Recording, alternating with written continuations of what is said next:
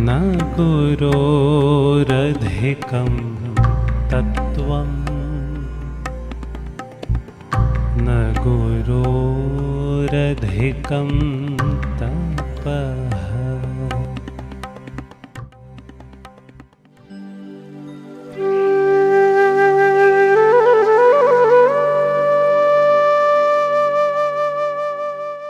Om Amriteshwari Namah. Namaskar and welcome to Amrita Vaibhav program. Myself Bal Mukund Singh. I am a researcher at Amrita University. Today's topic is very interesting. It's about the 4 ashramas that is prescribed as per the Sanatana Dharma, which is mentioned first in the Jabala Upanishad, which talks about the Brahmacharya life, which is the student life, then the Girhastha life, the family, the householder life, then the Vanprastha, which is also like a forest dwellers or preparing for the sannyasa, and the 4th stage is the sannyasa life. So the topic is very important because all of us who are living in this world, they somewhere or other have to go through these stages, and for this generation it is very, very essential to understand the principles which has always been told by and narrated many times, reminded again and again, and showcased in their life by different Mahatmas.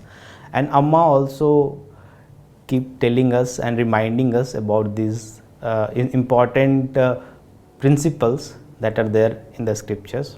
So when I think about these 4 ashramas, it reminds me to the end goal of life that has been told by many Mahatmas, that the end goal of human birth is to realize who we are, or to understand the truth, the true essence of this world.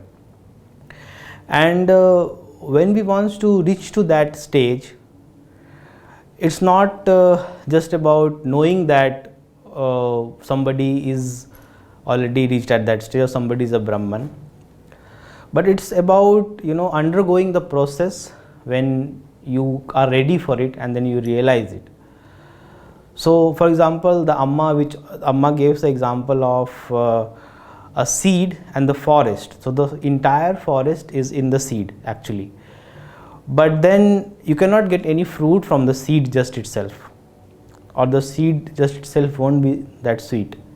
The fruits that we get from the forest, or the wood that we get from the forest, or the cleaning of the atmosphere that the forest does, the seed alone cannot do, just by knowing that it has the forest inside it. But it has to undergo a lot of transformation. It has to be shown in the ground, it has to reach waters, it has to enrich through minerals, it has to be protected from insects. When it grows further, when it becomes a sapling, it has to be protected from the carnivorous animals. Then when it grows into trees, it starts bearing the fruit. The seeds in the fruits has to be again spread by different animals and different organisms. And then that's how slowly over time, after going through many episodes of this type of transformation, one seed that was there initially, it can become a forest and it can benefit a lot of people in the world. So in the similar way, just by knowing that the true self is there in everybody, it doesn't make much difference. But when one goes through a transformation, the stage when they learn through experience, then after that when they realize, it makes a lot of sense and it has a lot of impact also. So when we are in the Brahmacharya stage, like the student life, that is the time when we should focus more on learning. So listening from our guru, our teacher, what these principles are, and to think about it. But we may not be able to get the complete meaning at that time.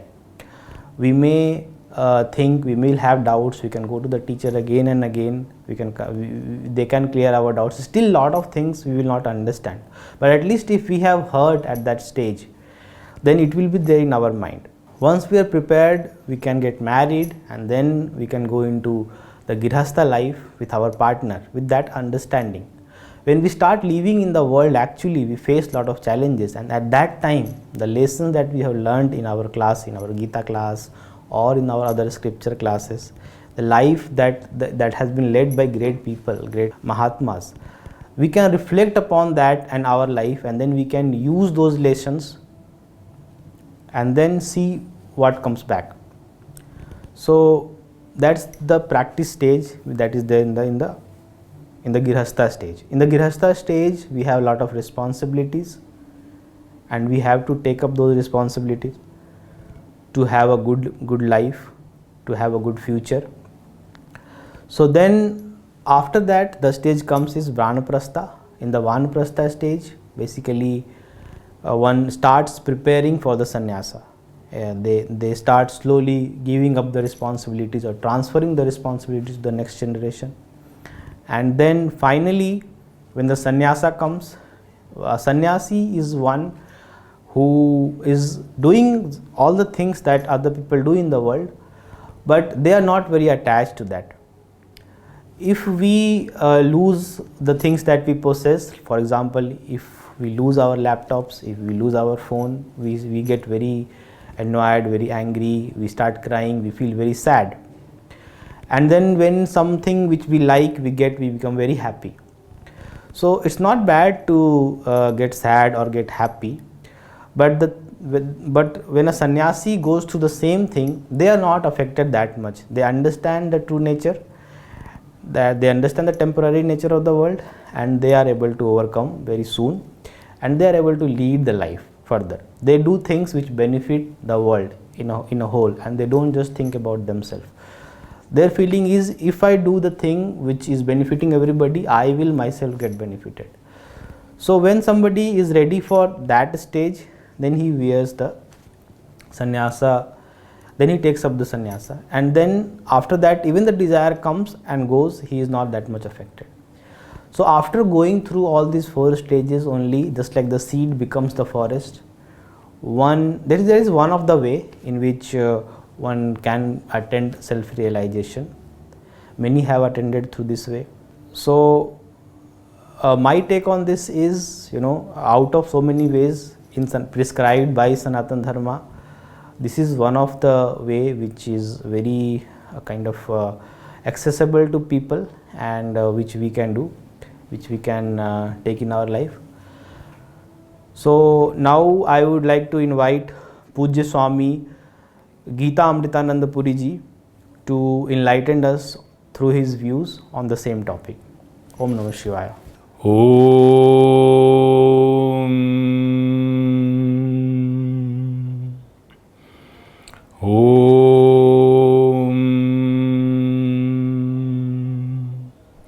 Om Shri Gurubhyo Namaha Hari Om Dhyayamodhavala Vakunthanavatim Tejomayim Nashtakim Nigdhapanga Vilokinim Bhagavatim Mantatpita Sri Mukim Valsalyamritavarshinim Samaduram Sankirtanalapinim Shamangi Mathatikta Suktim Amritanandamayi Om Amritageetananda Namaha Om Gum Gurubhyo Namaha Om Gam Ganapate Namaha Mahasaraswate Namaha Om.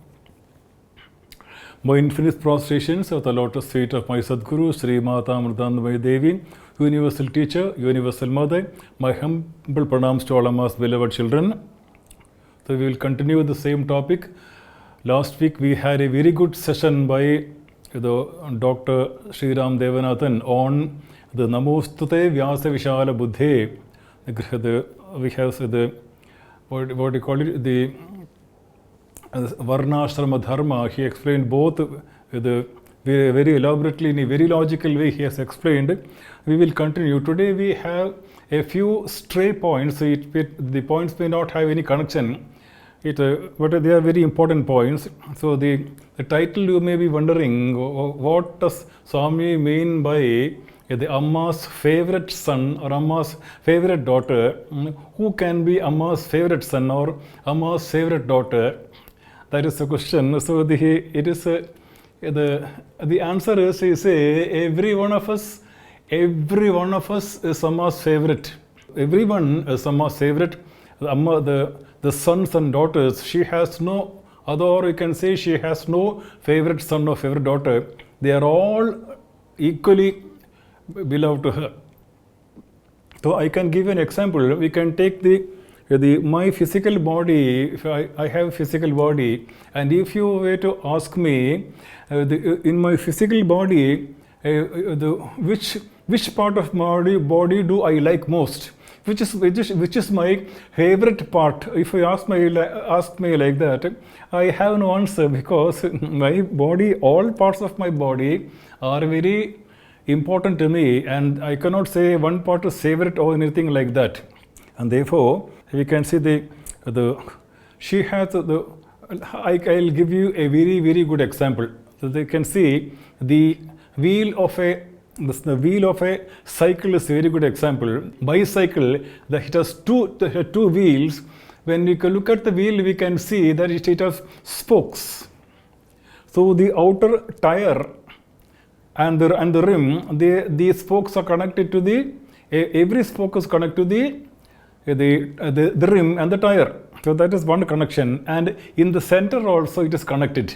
Therefore, all spokes are inside the tire and rim, and they are all connected to the tire, and they are connected at the border, and they are connected in the center also. Therefore, but they are not touching each other. They all belong to one wheel. If one spoke is missing, then the wheel cannot function properly. So you can say that the outer tire and rim, that is the Adiparashakti, the infinite being of Amma. All beings are inside. Like inside the tire, they are all connected but not touching each other. But they are connected at the rim, and they are connected in the center also. So they are connected in two places. The center, we can say our Amma.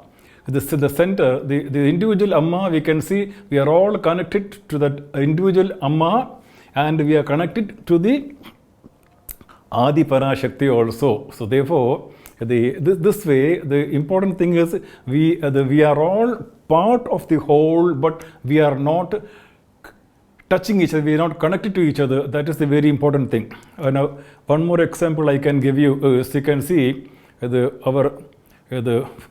harmonium or piano, or we can see the accordion.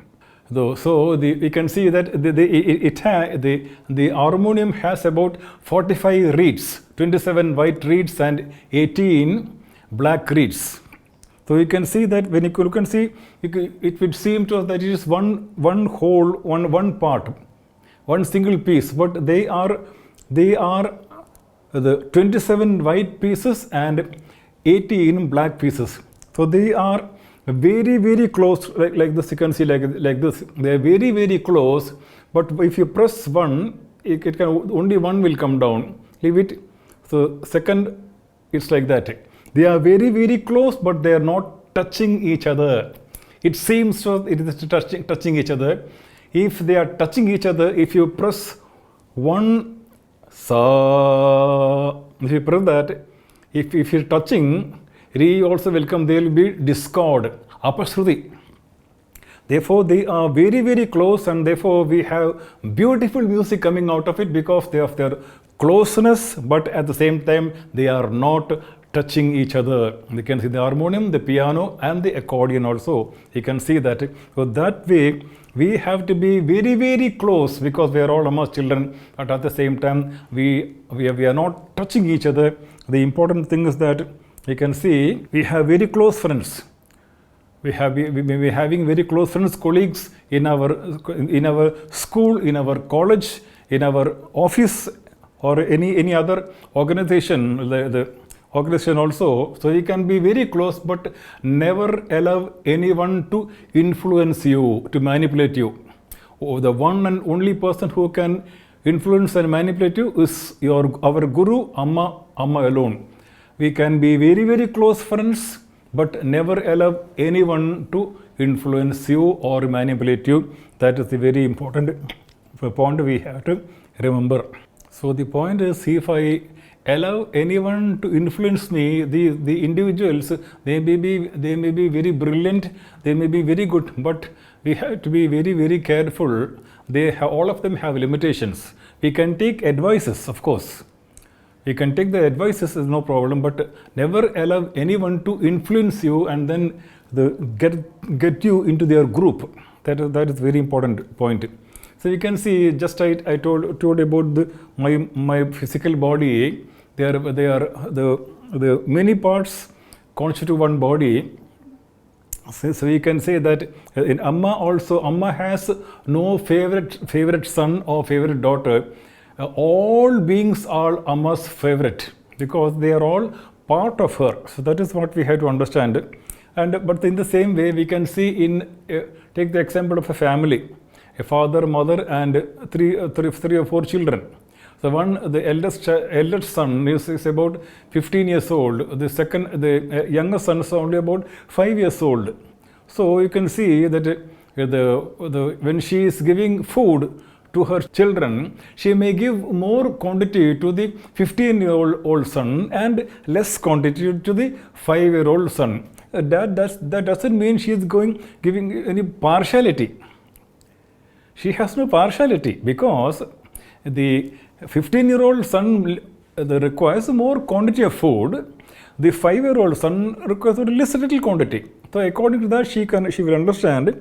She will give sufficient quantity for the different quantities to the 4 different children. But that doesn't mean she is showing partiality. In the same way, we can see Amma treating us in very different ways. Amma knows what we really want, and she knows the minute details in every one of us. According to that, she's giving us the right quantity of what we require. That is what we have to understand. In our ashram, I have deliberately brought out this point because in our ashram, we have intimacy, favorite, and the third one is blacklisting. These 3 should not be in the ashram or in Amma's devotees. We have the intimacy and favorite is a kind of bondage. If I am very close, if I'm intimate, there's nothing wrong. I'm telling them nothing wrong, but be very careful. Let us not. We have come here to be completely free of all bondages, of all attachments. If you come here and then get attached to one and form small groups, this is my favorite. This is my intimate. This intimacy is there, and then the worst is favorite and intimate. That is there. The worst part of it is blacklisting. We should never blacklist anybody, because in our Veda Shastra or the Ramayana, Mahabharata, we have seen how the dacoit Ratnakar, he was transformed into sage Valmiki. That is what the rishis, our gurus, and the mantras can do, that then what is the point of us blacklisting anybody? We are all human beings. We all make mistakes. So if a person makes a very serious mistake, then I should learn lesson from him also. I would say I will not be like that. That way we can make a lesson also. So now the Dr. Sriram Devanathan, he has said, Namostute Vyasa Vishala Buddhe. So his Vyasa Vishala Buddhi is, he is able to see the entire creation as one vast cosmic body. And therefore, this is what we have to learn from our Amma also. And I told you that I'm taking, there is no order of points. Whatever a few things I have remembered, I have written down. One more point I will say, that this is if among the parents there are 3 children, and if the mother and the father, if they have a favorite child, this is my favorite son, and if they show different, they treat the 3 children differently, showing more affection to one and less affection to other, that can create very, very serious problem. So please don't tell me that Dasharatha Raja, the Rama was favorite. That is totally different. that is not the Sri Rama Bhagavan he was God himself, and therefore it's quite natural we have maximum attachment to the Sri Rama. So that cannot be taken as an example. Dronacharya, we can see Dronacharya was attached to his son Ashwatthama. That was the cause of his death. So that is called attachment. Dronacharya's is attachment. Whereas Dasharatha Raja's attachment to Rama, there is not attachment. That is the natural devotion to God. So that is what we have to understand. The parents, my humble request to you, parents, treat all your children with equal love and affection. Please do not have the more favorite child, more affection to one child. When they grow up, they will split. I have seen them. Unfortunately, I have seen. When they grow up, the son who received less affection will have a kind of hurt in mind. And when he grows up, he will become a different person. They can create some problems. Therefore, the parents should see that all your children are treated in the same way, but at the same time, what I said, like the eldest son is giving more food because he needs more food, the youngest son needs less food. That way, but there is no partiality. That is what we have to understand. And again, we have to see one important person. This point I remember I explained long time back. Mirabai, when she wanted to come away from the palace, she wanted to become a sannyasini. So nobody supported her. She said, I have only one bandhu. My bandhu is Radhesham, is my only relative. I have no other relatives. In the palace, she faced very stiff opposition. Her husband also was very, very tough with her. She had a very, very tough time. So finally she came to Tulsidas, Sant Tulsidas, and she told Sant Tulsidas, the Mahatma, is it right? I have. It is not that I renounced my family. The whole time I am able to think only of Radhesham. The whole time I am able to think only of Radhesham. There is no other thought coming to my mind. It is not that I don't want my family. But this is what this was happening to me. Is it wrong to renounce some family? It is not. I am not renouncing. My whole being is completely, Radhesham has taken away my whole being. So what can I do? He has taken away, therefore I cannot think of anything. Is it wrong to renounce one's family? So Tulsidas said, Kutumb taji sharan ram tere ayo, Kutumb taji sharan ram tere ayo. You must have heard this bhajan. Kutumb thaji sharan ram tere ayo. So it means you renounce your family and sharan ram tere ayo. That doesn't mean we should run away from our family. Please understand this very, very important point. How we should behave with our family. When Tulsidas says you renounce a family, that doesn't mean they should run away from a family. Our attitude should be, the one and only being who can give me happiness is Bhagavan. It can be for us.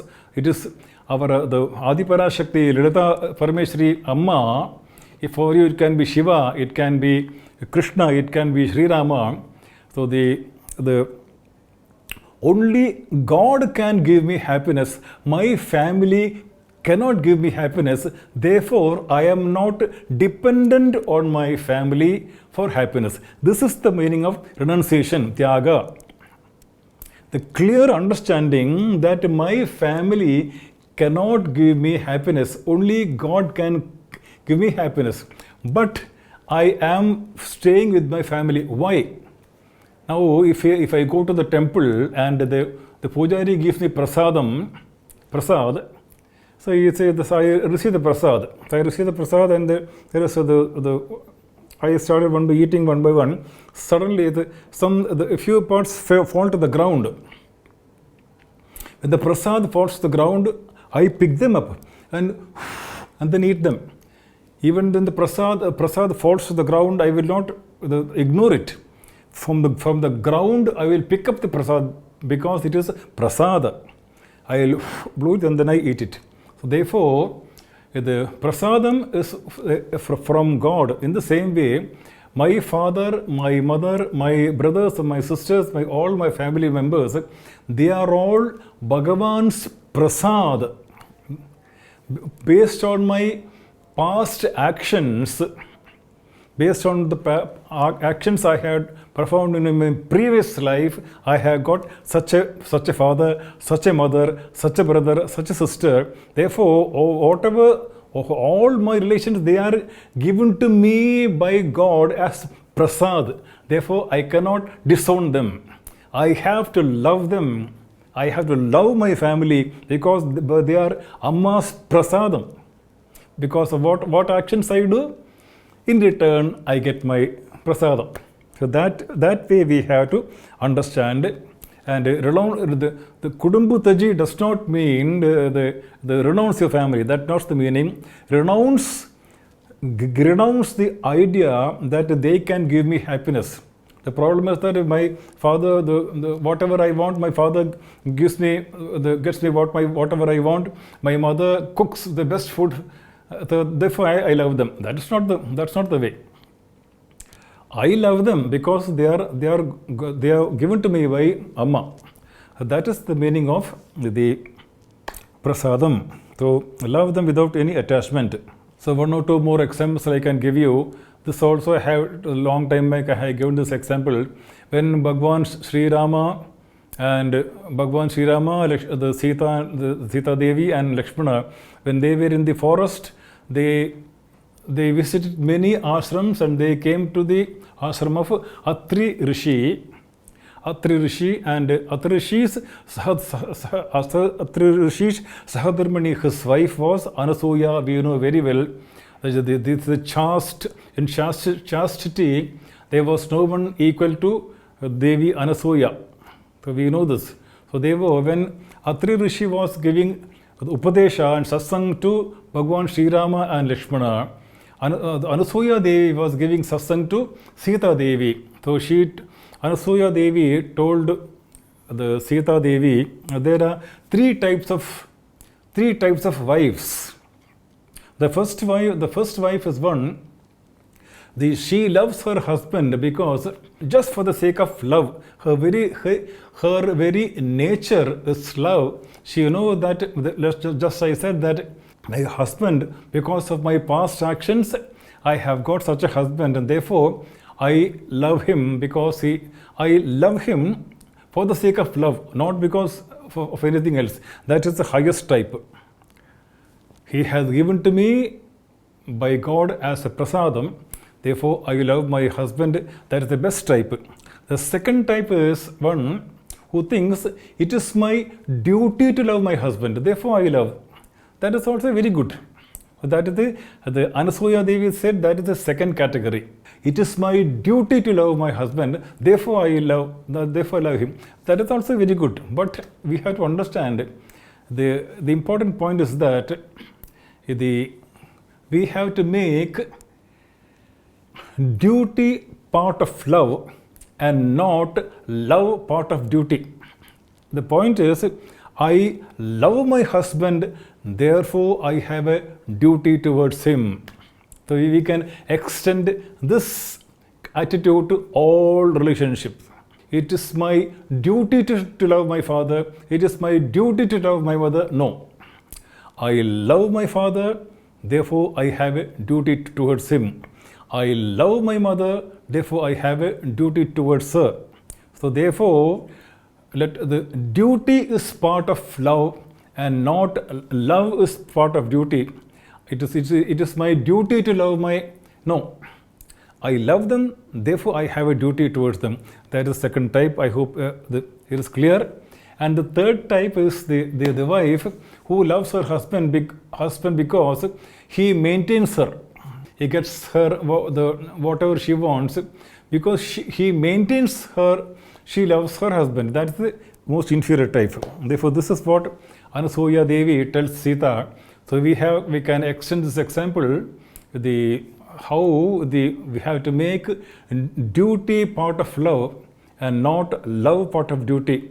It is my duty to love my parents. That is wrong. I love my parents, therefore I have a duty towards them. That is what we have to understand.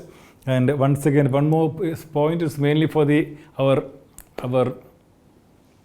sisters and mothers. They say that after the Sita Swayamvaram, they were waiting for the Muhurtam to start journey from the Mithila to Ayodhya.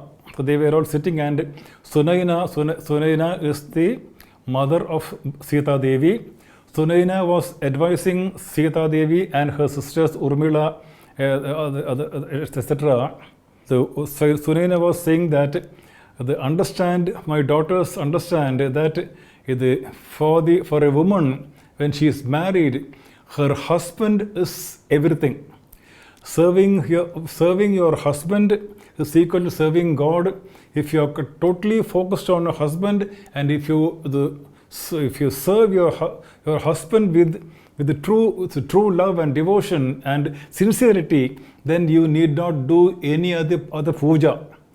For the married woman, serving her husband is the greatest puja. This is what Sunaina told Sita Devi. This part also I will tell you. Now I will give you just one or two examples and I will stop. The example is, there are some people, I said that there are some people, in Kerala especially, there is a program called Mata Samvadam. So the Mata Samvadam means the representatives from different religions, they come together or sit on the stage, and it's Samvadam means friendly discussion. So Mata Samvadam. So people from all religions, they come and they discuss. So there are some what you call, I don't know what word to use. You can say cunning people. Some people who are very, very calculative. They somehow they want to prove that Hinduism is a superstition. Therefore, I'll give you just one example. So what they will do, these organizers of this Mata Samvadam, they will invite a Hindu from that locality. That person is a Hindu.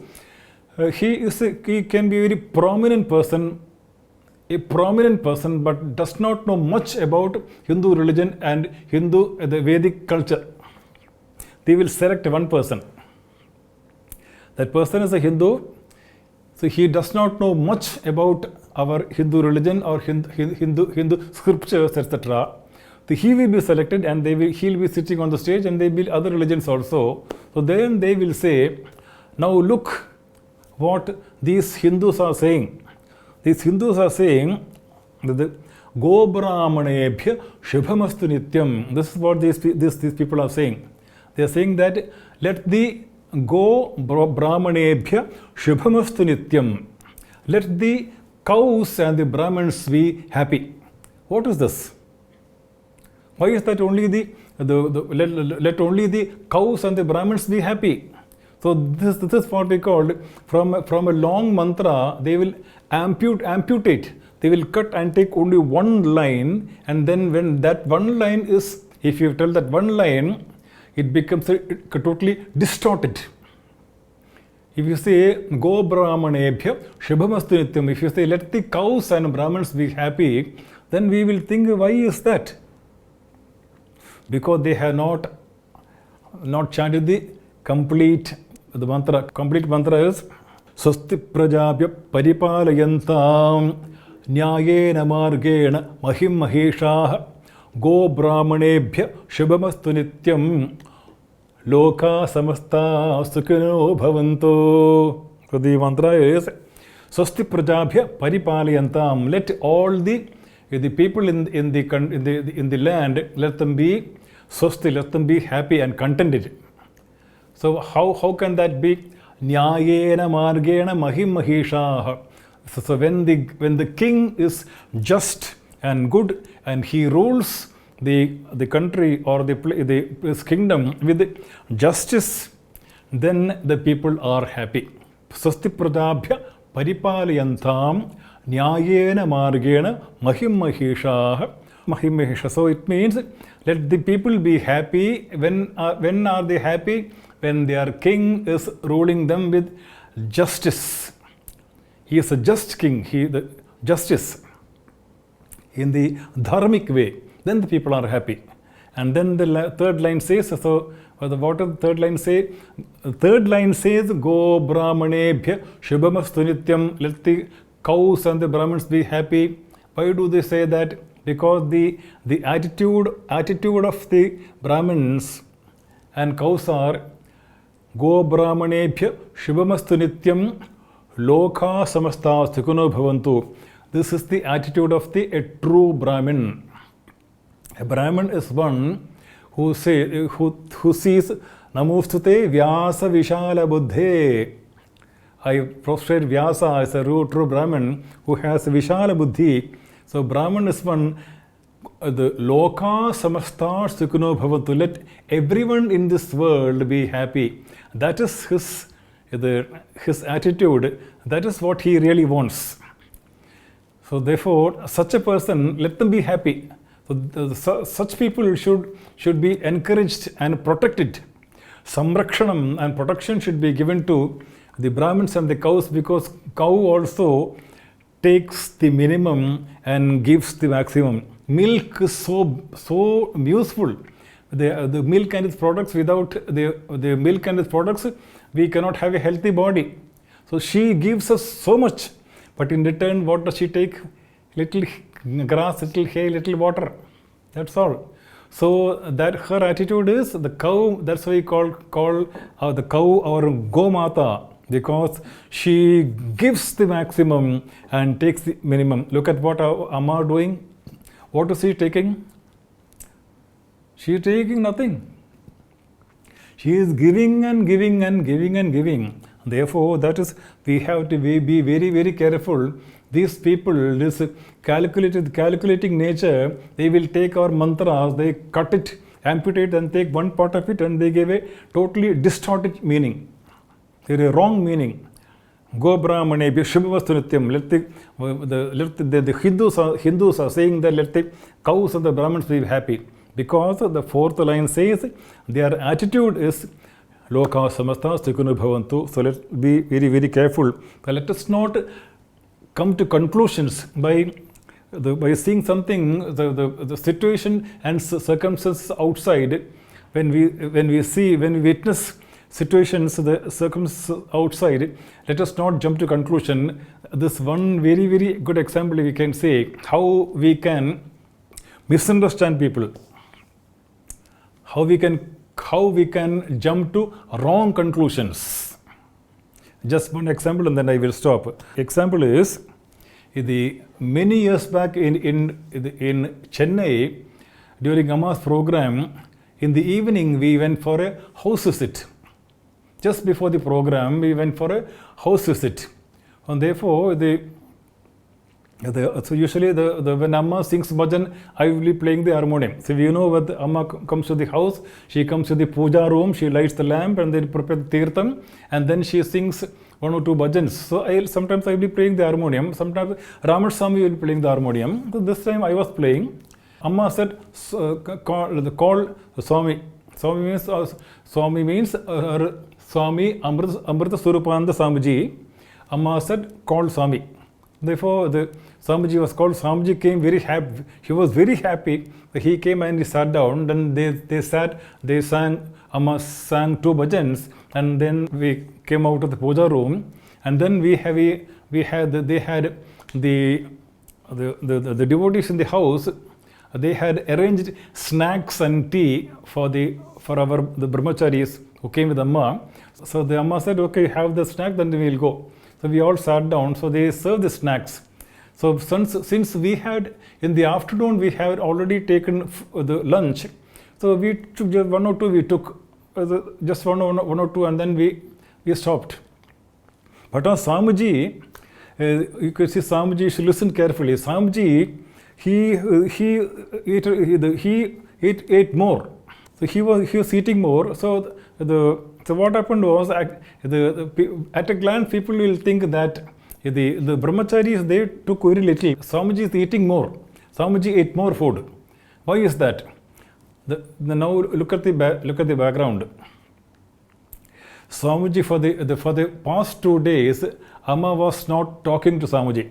Just say this is the worst punishment Amma can give us. She will not talk to us. The worst punishment Amma can give it to us is she will not talk to us sometimes for days. Then we are completely we completely lose our strength. We become helpless. So we become very, very sad, and we'll say, now I will never repeat that mistake. So sometimes it happens. We are Guru and Shishya.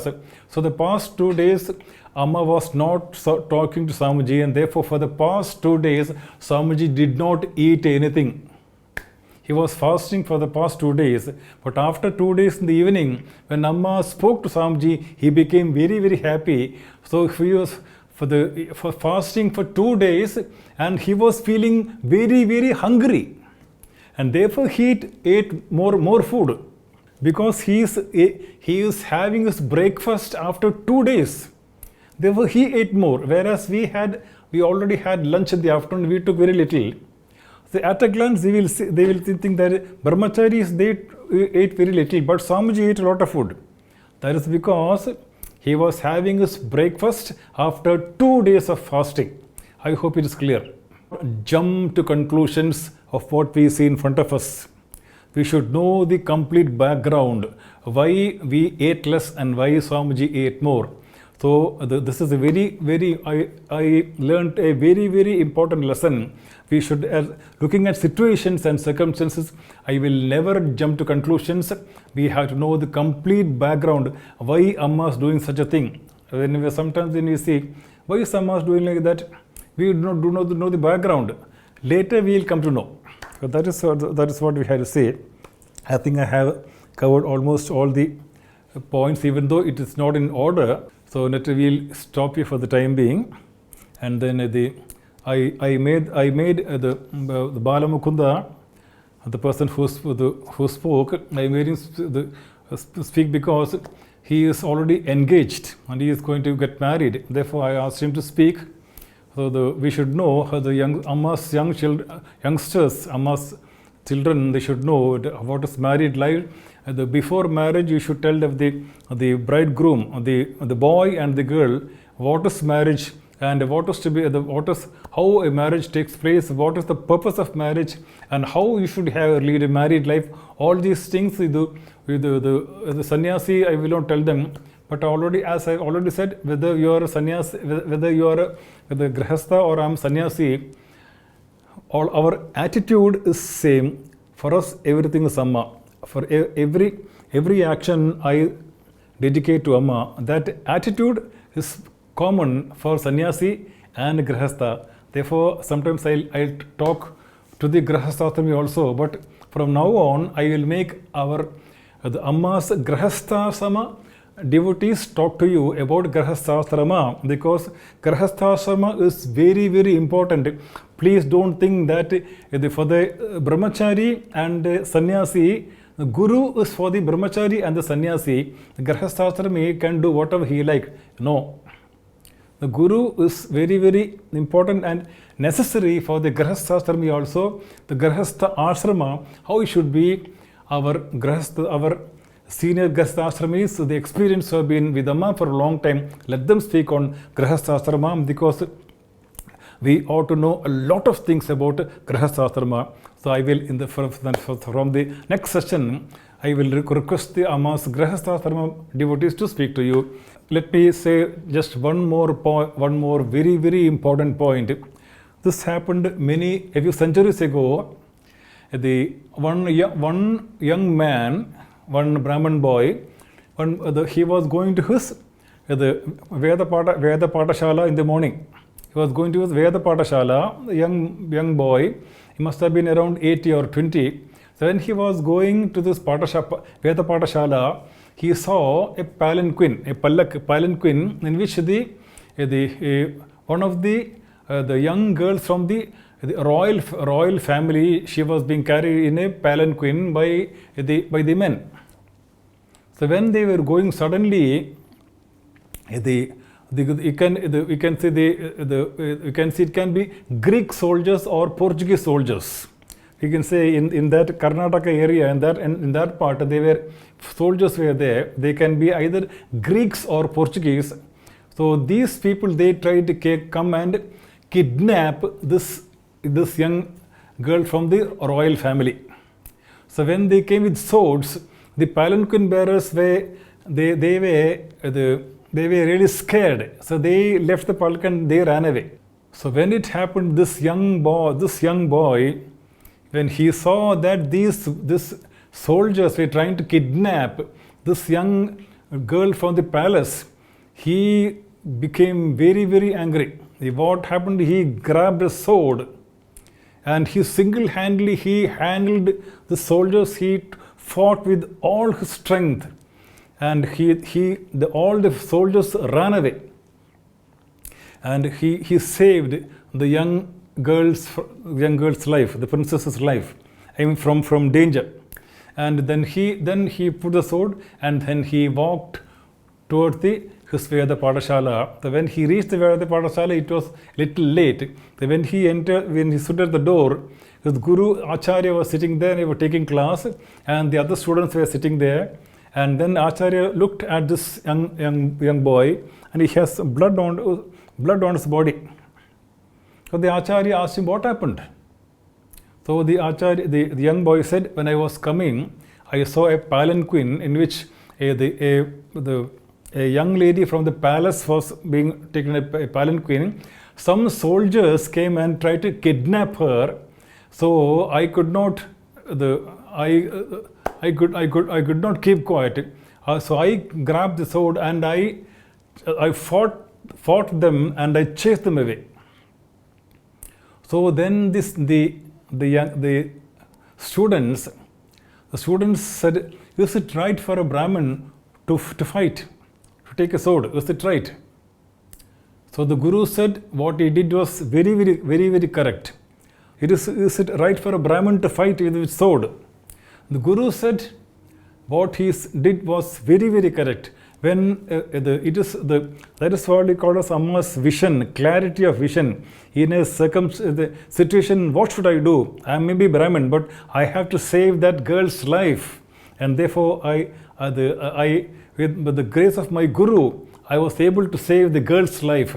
The Guru blessed the boy and said, yes, what you did was very correct. In that situation, what you did was correct. Even though you are a Brahmin, you saved the girl's life, and therefore what you did is correct. You have all my blessings. And that young boy grew up and he became the great Swami Vidyaranya. Swami Vidyaranya, the Karnataka Andhra border. The Vidyaranya Swami, that great Vidyaranya Swami, he trained two brothers, Hakka and Bukka, and it was the Vidyaranya Swami who established the Vijayanagara Samrajyam, Vijayanagara Empire. So it was previously Vidyanagara, but that Vidyanagara became Vijayanagara. It was a victory. It was this young boy who became the great with Swami Vidyaranya. Therefore, whoever I am, in a particular situation, I should have the clarity of vision what I should do. So that is the grace of our Guru, our Amma. Therefore, let us pray to Amma to give us the clarity of vision and the physical strength and the sense of justice and dharma to do the right thing in the right situation. That is why we have a Sadguru.